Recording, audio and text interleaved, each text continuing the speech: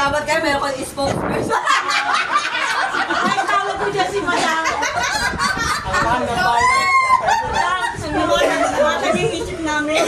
Spokesperson pa lang. Madam na nga tawag na kayo dyan eh.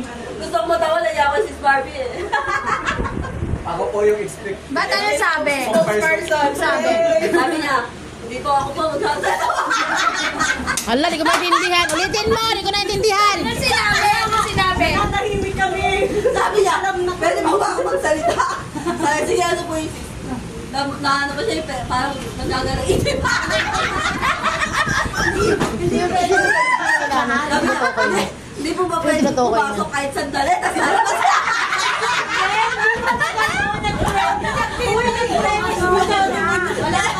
Sabi, hindi po ba pwede pumasok sandali? Tapos lalabas din agad.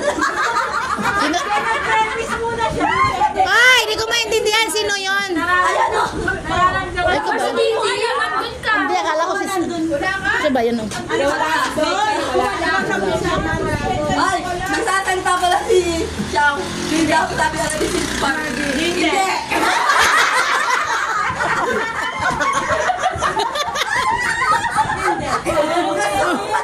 Hindi.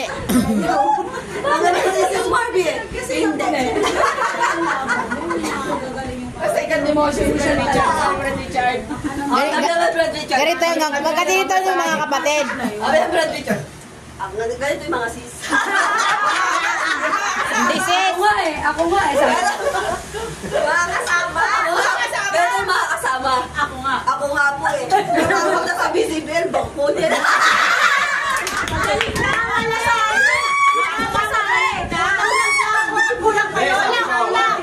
Ako po marunong na. Ako marunong na. Pero mas may marunong pa sa atin ang babagko nga ako eh. Pero shortcut ko na lang para tumawa kayo. Ako sa katawin. Malayo. Sabi niya, Wala ka pang ganyan pa siya. Pero pagdating sa basketball, di ako makuha. Hindi siya papayag. Pero pagdating sa basketball, hindi ako makuha. Hindi siya papayag na malamang ko siya. Kulang-kulang naman yung yung kwento. Ayun ang tinatawag na summarize, di ba? Summary yun. Kasi maubos yung oras. Ang haba pa ng oras. Kaya hanggang anong oras na tayo dito. May CCTV pa.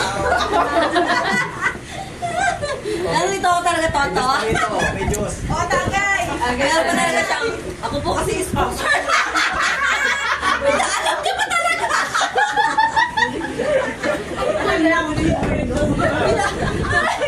Pinaalam niya pa talaga. Ako kasi yung sponsor. May spokesperson na tayo ngayon, di ba? Magpakalunod na yung kantang ko na. Sabihin niyo sa spokesperson ako.